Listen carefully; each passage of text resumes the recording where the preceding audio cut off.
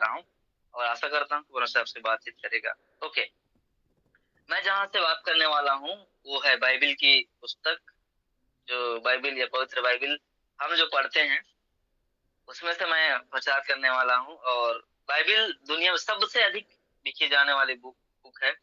और बाइबिल को जितने बाइबिल का एक अपना रिकॉर्ड है कि अभी तक लोगों के जीवन में अद्भुत परिवर्तन लाने वालों में से गिनती में सबसे अधिक अगर कहा जाए तो परिवर्तन लाने में से पुस्तक का नाम है, क्या है वो, बाइबिल। ठीक है, तो हम उसे पढ़ते हैं और क्रिश्चियन में ये यूज किया जाता है। हाँ, एक बात तो ये सत्य है कि मसीही जगत में भी ऐसे बहुत सारे बाइबिल हैं जो लोग पढ़ते हैं। ठीक है, जैसे हमारे पास हमारे बाइबिल पुस्तक में, हमारे बाइबिल के पास हम जो पढ़ते हैं, मैं पढ़ता हूँ बीएसआई बाइबिल। ठीक है, पेंटाकोस्टल का जो पेंटाकोस्टल से रिलेटेड हो, तो मैं उस तरह की बाइबिल को फॉलो करता हूँ। मैं उस बाइबिल को फॉलो करता हूँ जिसमें 66 पुस्तक है। क्यों ऐसा मैं डिटेल दे रहा हूँ, इसका कारण है क्योंकि दुनिया में 72 पुस्तकों का भी बाइबिल है और 76 पुस्तकों का बाइबिल है और 86 पुस्तकों का बाइबिल है। ऐसे कई तरह के बाइबिल हैं और सब मानते हैं कि परमेश्वर के द्वारा लिखित ये बाइबिल को वचन है। लेकिन जब कैनन आपने सेप्टुअजिंट करके आप पढ़ा होगा तो वहां से हमें ये 66 पुस्तकों का बाइबिल मिला हुआ है और हम उसको फॉलो करते हैं। और मैं उसी में से आपके जो हम अ, पद पढ़े हैं, पदांश पढ़े हैं, वो है। तो उस बाइबिल को जो मैं पढ़ रहा हूँ उस बाइबिल को दो भागों में बांटा गया है, जिसे हम नया नियम कहते हैं और पुराना नियम कहते हैं, old testament and new testament. अब इन पुराना नियम को और नए नियम को भी अलग अलग हिस्सेदारी में बांटा गया है, हिस्सों में बांटा गया है। जैसे कि पुराने नियम को इतिहास की पुस्तकों में, इतिहास की पुस्तकों में, व्यवस्थावरण की पुस्तकों में, पदों की पुस्तकों में, फिर भविष्यता की पुस्तकों में, भविष्यता को फिर दो भागों में बांटा गया है, ये पुराना नियम है। उसी प्रकार से नया नियम को भी बांटा गया है। नए नियम को कैसे बांटा गया है? नए नियम को भी बांटा गया है सुसमाचार की पुस्तकों में और इतिहास की पुस्तकों में, पत्री की पुस्तकों में और भविष्यता की पुस्तकों में। और हम जो पत्र पढ़े हैं यह पत्री की पुस्तक है, पौलुस रचित पत्री है ये। ठीक है, इसे प्रिजन एपिस्टल के नाम से भी जाना जाता है। इसका मतलब, प्रिजन एपिस्टल का मतलब, कहने का मतलब है कि कई पत्र पर पौलुस ने जेल के बाहर भी लिखा हुआ है। ओके, ये है हम जो पढ़ते हैं। लेकिन एक और है, वहां कहा जाता वहां पर इस पत्री को सुसमाचार सुसमाचार की पत्री के नाम से भी जाना जाता है। That's the new. ठीक है, सुसमाचार की पत्री से भी इफिसी की पुस्तक को जाना जाता है। इफिसी की पुस्तक में 6 अध्याय है। इफिसी की पुस्तक में 6 अध्याय है और 6 अध्यायों को अलग अलग प्रचार करने वाले लोग अलग अलग रीति से बांटते हैं और मैं उसको उस रीति से लेकर चलता हूँ। ओके, पौलुस प्रेरित इस पुस्तक को लिखने वाला है और जब वह लिख रहा था तब वह जेल में है। और यह माना जाता है कि वह लिखने की जो समय है इफिसियों के पत्री को, वह 60 से 61 एडी में है। और इस समय जब वह लिख रहा था वह रोम में जेल में कैद था और उसी समय ये इस पत्री को लिखता है। और इसमें इस पत्री को ही नहीं बल्कि इसके साथ और पत्री हो गया, जैसे फिलिपियो हो गया, कुलुस्सी हो गया, फिलोमोन हो गया, ये पत्रियों को लिखता है। नए नियम के काल में इफिसुस मध्य पूर्व का एक महत्वपूर्ण नगर था और एशिया प्रांत में जो है बहुत प्रमुख नगर था। और आज की अगर युग में कहेंगे तो तुर्किस्तान का पश्चिमी भाग है। ठीक है, तुर्किस्तान का पश्चिमी भाग को ही क्या कहा गया है? इफिसुस। ठीक है, तो हमको मतलब अभी अभी मिल सकता है, पता नहीं मतलब है। इफिसुस एक बड़ा व्यवसायिक केंद्र था और सारे मध्य पूर्व देशों के लोग वहां व्यापार के लिए आते थे। हम इस चीज को पढ़ सकते हैं, का पेड़ों के काम 18 अध्याय उसके 15 में ये लिखा हुआ है कि वहां लोग आते थे। पौलुस खुद इफिसुस में जो है 53 एडी से 55 एडी तक रहा और उस समय वह प्रतिदिन उपदेश और भाषण भवन में शिक्षा देता था। कई लोग उसकी शिक्षा को सुनने के लिए आते थे और कुछ लोगों ने जो व्यापार के उद्देश्य से इफिसुस के बाहर आए थे, पौलुस की बातों को सुना और विश्वास किया। इस रीति से मसीह सुसमाचार जो है इफिसुस के आसपास के क्षेत्रों में दूर दूर तक फैल गया।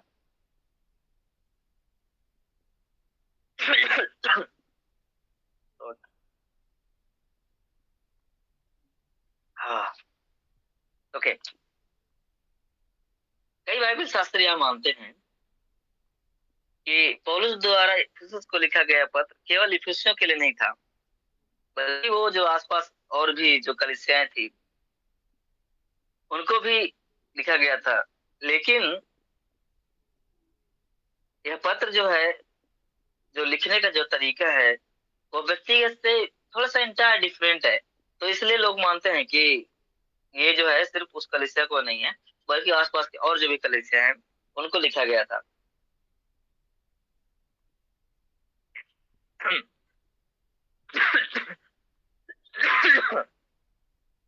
अब पौलुस जब इस पुस्तक को लिख रहा है उस समय कुछ बहुत चीज नोटिस करने की चीज है, जिसे हम इस पुस्तक में हम समझने की कोशिश कर रहे हैं। मेरा गला थोड़ा सा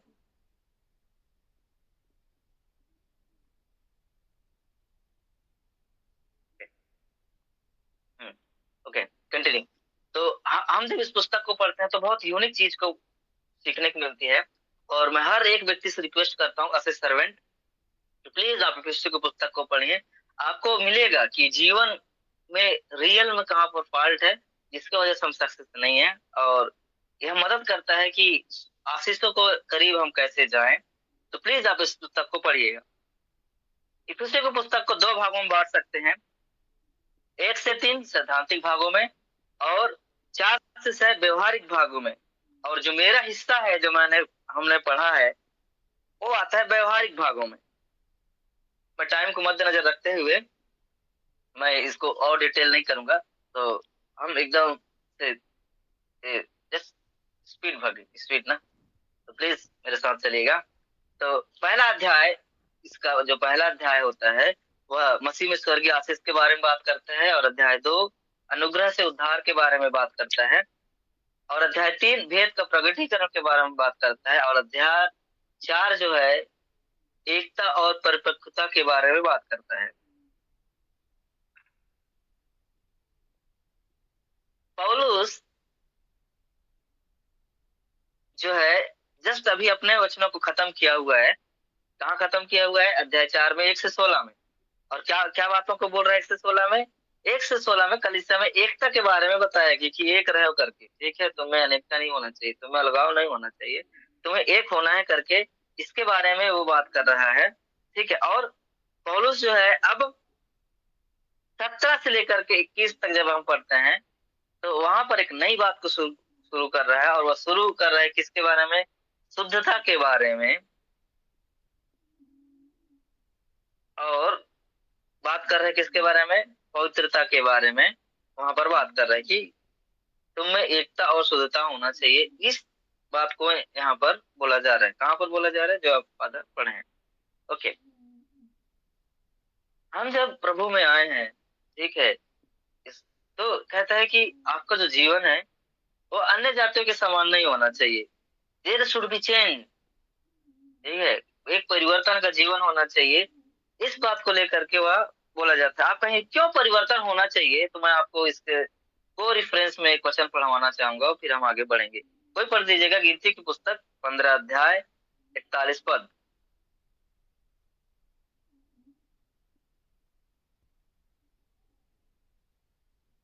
कोई है? 41 ना? या 15 नंबर्स चैप्टर 15 वर्स 41।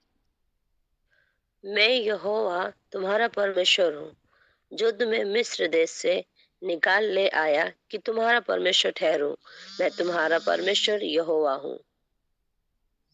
ओके, क्यों निकाल लाया हूं करके अगर आप पढ़ेंगे तो जस्ट आप पढ़ दीजिए 40 को।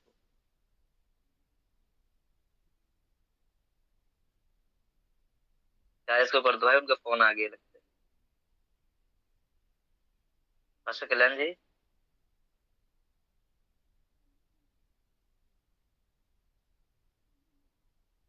ओके। तो ये परंतु तुम यहोवा की सब आज्ञाओं को स्मरण करके उनका पालन करो और अपने परमेश्वर के लिए पवित्र बनो। ओके, आप कहते हैं मैं परमेश्वर तुम्हारा कैसे ठहराऊं? पवित्र बनो भाई साहब, बोलता है वो, पवित्र बनो, इसलिए मैं तुम्हें निकाल के ले आया हूँ, ताकि तुम परमेश्वर, मैं तुम्हारा क्या सकूं, परमेश्वर ठहरूं। क्या बनोगे? पवित्र बनो। आप पवित्र है तो क्या बात का परमेश्वर बोलते हैं वो। ओके, अगर मैं इसको सिंपल आपकी गांव देहात की भाषा में करूँ तो बीइंग होलीनेस, इसको बहुत जोर दिया गया है, और आप जितने पत्रियों में पढ़ोगे कोशिश यही की जा रही है कि हम क्या बने, पवित्र बने। किसकी नजर में? परमेश्वर की नजर में।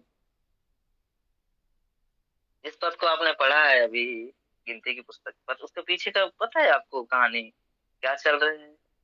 पीछे लोग बलवा कर रहे हैं, बलवा, इन इंग्लिश मरमर, लोग बुराई कर रहे हैं इसके विरुद्ध, मूसा के विरुद्ध। और क्या बात को लेकर के?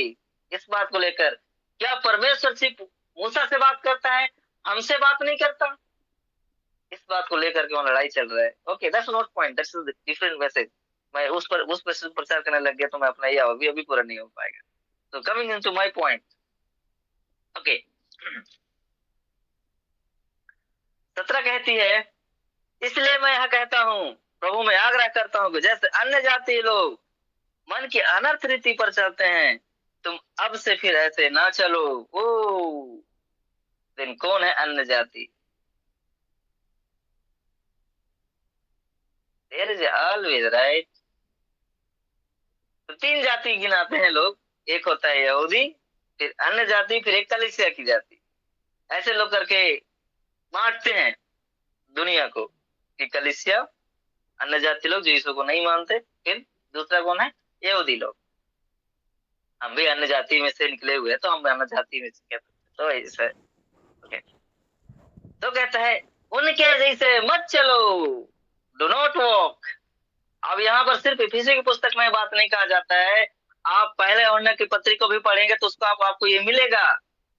आप रोमियो की पत्री पढ़ेंगे तो आपको मिलेगा, गलाती की पत्री मिले पढ़ोगे तो आपको ये मिलेगा। क्या? उनके जैसे नहीं बनो। हम कॉपी करना चाहते हैं, पता है? कॉपी एंड पेस्ट का जमाना है आजकल। हम कॉपी करते हैं कई सारी चीजें।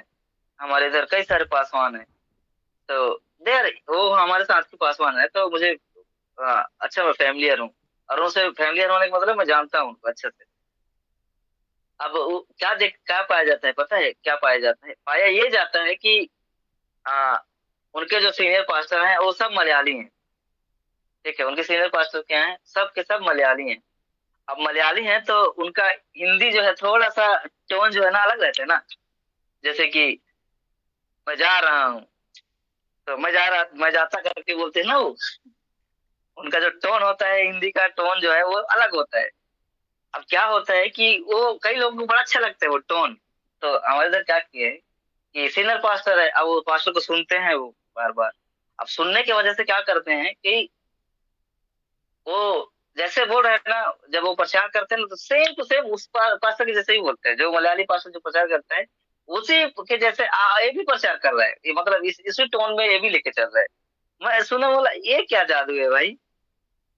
लेटर आई रियलाइज, कि मुझे बाद में पता चला कि ये ना कॉपी करने वाला काम है।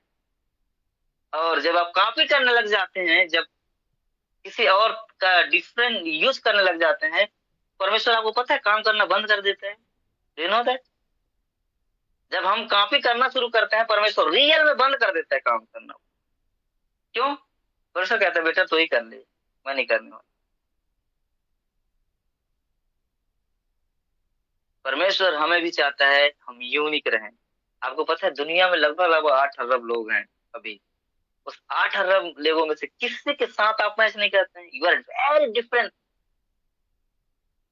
जब हमें परमेश्वर ने सबसे अलग होने रहने के लिए ही बनाया है, तो क्यों हम जबरदस्ती किसी और के साथ मैच करवाने के चक्कर में लगे हैं? हम यूनिक हैं, परमेश्वर की नजर में हम अद्भुत है। और हम अद्भुत है तो आइए इस अद्भुत रीति से, तो वो कहता मैं तुम्हारा परमेश्वर होना चाहता हूँ।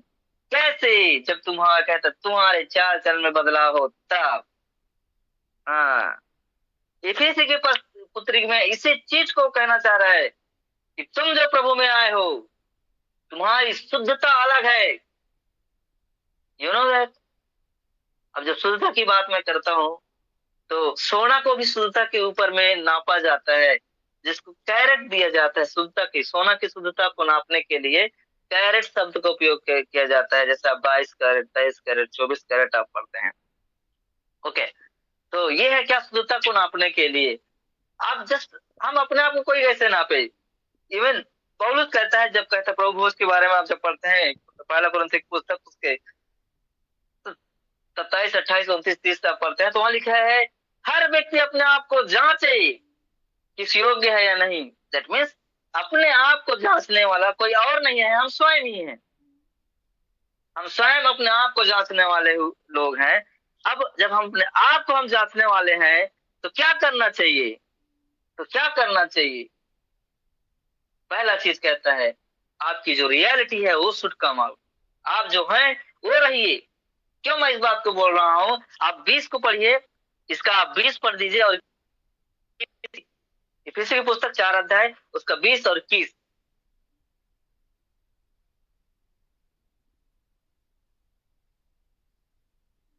Please someone. पर तुमने मसीह की ऐसी शिक्षा नहीं पाई, वरन तुमने सचमुच उसी की सुनी, और जैसा यीशु में सत्य है उसी में सिखाए भी गए, कि तुम पिछले चाल चलन के पुराने मनुष्य को, जो भरमाने वाली अभिलाषा के अनुसार भ्रष्ट होता जाता है, उतार डालो। ओके, क्या समझे आप? सीधा सीधा मैं इन दोनों पद का एक लाइन में, एक शब्द में उपयोग करूंगा, वो है क्या? झूठा व्यवहार। ये क्या है? झूठा व्यवहार। क्या कहता है? तुम कर तो रहे हो, लेकिन कहता है तुम्हारा जो करने का तरीका है वो सही नहीं है। और क्या कर रहा है? वो भ्रष्ट हो रहा है। ओ, इसमें का भ्रष्ट, वायनिस्ट खत्म हो रहा है धीरे धीरे। कैसे? क्योंकि तुम्हारा जो चाल चलन है, भले तुमने यीशु को अपनाया है, भले उस उद्धारकर्ता के रूप में ग्रहण कर लिया है, लेकिन तुमने जो है अपने पुराने मनुष्यत्व को नहीं उतारा है। अभी भी कहता है तुम्हारे अंदर है वो, और जो तुम कर रहे हो ऐसा नहीं है। दिखावे की जिंदगी कहते जीने की कोई जरूरत नहीं है। उतार डालो बोलता है। भरमाने वाली, ओ भरमाने वाली अभिलाषा, वो बहुत ही लार्ज है। भरमाने वाली क्या चीज भरमाती है लोगों को? रियल में कहता हूँ, रियलिटी से बाहर होना ही भरमाती है। आपको पता है, कभी कभी हम रियलिटी की जिंदगी जीना नहीं चाहते हैं। हमें प्रभु ने किस रूप में बुलाया, हम वैसा रूप होना ही नहीं चाहते हैं। और क्या करते हैं? वहां एक शब्द आप नोटिस किए, उसकी सुनी। किसकी सुनी? अरे प्रभु यीशु मसीह के सुना है आपने, और प्रभु के पास आए, और अब फिर जिंदगी जीना कैसा चाहते हो? दुनिया की तरह।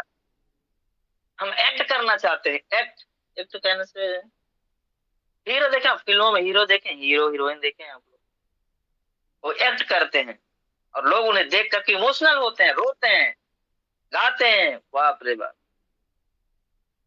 जब लोग फिल्म देखते हैं आंख से आंसू आना निकल जाता है। इतना एक्ट करते हैं। समटाइम पास्टर लोग भी इसे करते हैं। आपको पता है, पास्टर आर डूइंग दैट।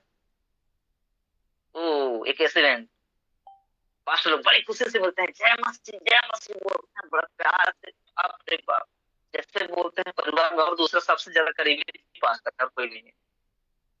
और बाद में देखो वही पास्टर होता है, ये ठीक नहीं करते हो। हम जेन्यून नहीं होना चाहते हैं। परमेश्वर से आता है, आप जो हैं आप वही रहो, और उसकी पवित्रता में बढ़ो। क्या है पवित्रता? मेरा टाइम अप हो गया है, तो मैं आगे नहीं जाऊंगा, मैं यही तो क्लोज करूंगा। मौका मिलता है मैं यही क्लोज करूंगा। देखेंगे रियल जैसा हम सोचते हैं, परमेश्वर की नजर में आप इसको बड़ा डिफरेंस तरीके से पवित्रता के बारे में जो सीख रहा था, तो रियल में सबसे अलग है। कैसे कैसे कहोगे आप? तो मैं एक जस्ट छोटा सा मैं उदाहरण लेकर बताऊंगा। पुराने नियम में जहाँ चीजों को अशुद्ध करके ठहराया गया था, उसी पुराने नियम में हम पढ़ते हैं कि परमेश्वर ने शुद्ध कहा। मैं किस बात कर रहा हूँ? जहाँ पुराने नियम में कई सारी चीजों को खाने के लिए प्रोहिबिटेड किया गया था कि नहीं ये अशुद्ध है, जैसे सुअर हो गया, चील हो गया, ठीक है, खुर वाले हो गए, बिना खुर वाले हो गए, ऐसे करके कई सारी चीजों को अशुद्ध ठहराया है। जब लेकिन हम जब पतरस को जो दर्शन देते हैं हम उसमें कहते हैं, साहब कहते हैं कि जिसे परमेश्वर शुद्ध कहता है तो उसे क्यों अशुद्ध कहता है। That is, हमको कंफ्यूजन हो सकता है कि शुद्धता और शुद्धता में वो अलग टॉपिक है, जरूर हम सीखेंगे। मरियल आज की इस बात से मैं एक चीज कहना चाह रहा हूँ आपको कि परमेश्वर ने हमें इसलिए चुना है कि हम अपनी पहचान या किसी की कॉपी की हुई पहचान में ना बढ़े, बल्कि हम प्रभु की पहचान में बढ़े। तब वो हमें एक बात कहना चाहता है, तब मैं कहता मैं तुम्हारा परमेश्वर हूँगा। हमारे भारत देश में आज वचन न फैलने का बहुत बड़ा कारण है वो यह कि हमें जो यीशु मिला उसके जैसे हम जीने की कोशिश नहीं किए, और इसकी वजह से हम रिफ्लेक्ट नहीं कर पाए उस मसीह के प्रचलन को। अगर हमने कोशिश किया होता उस तरह की जिंदगी जीने को, तो पक्का कसम है कि आज हमारे आसपास और हमारे जाति हमारे समाज में कई एक लोग प्रभु को ग्रहण करने पाते। तो आज हमें अपने आप को झांकने की जरूरत है कि हम अपने पुराने मनुष्यत्व को कितना अपने ऊपर भावी होने दे रहे हैं, या हम उस परमेश्वर के जिस वचन को हम सीख समझ रहे हैं कि हम पवित्र बने, क्योंकि हमारा परमेश्वर पवित्र है, हम उसकी ओर बढ़े हैं। पवित्रता में लिखा है 24 को आप जब लास्ट पढ़ते हैं तो लिखा है पवित्रता में सृजा गया है। हम पवित्रता में सृजे गए हैं, हम नए सृष्टि में। आइए हम उस नए सृष्टि की तरह नया बनते हुए आगे बढ़ते जाएं।